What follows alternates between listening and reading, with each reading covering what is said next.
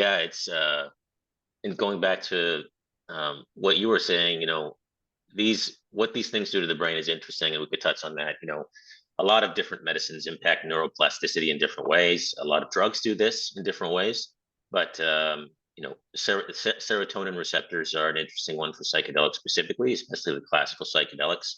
But just going back to what you were saying, I mean, these medicines provide sort of a complexity reset button, sort of like how I was describing.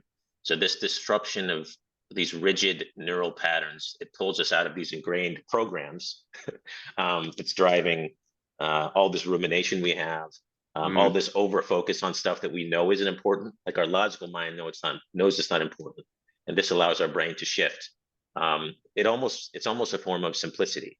I mean, for a lot of people, that's what ego dissolution feels like when they've had a heavy enough dose, is a return to simplicity. You have this mm, enhanced present focus, this childlike wonder. You're like, I know what my child sees now, who's 4 years old, and she looks around and she's just amazed because she's seeing all this reality for the first time. She's not painting this whole picture about what it should be, what society's saying, this is what this car means. This is why this is important. A child is looking at that like, oh, this is a fascinating object. And so being able to get back to that and tap into that yeah.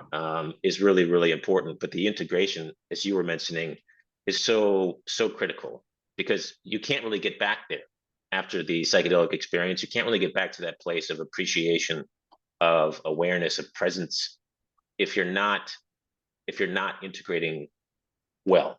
And we could talk about what well means, or what some of the correlations are to what what well means. So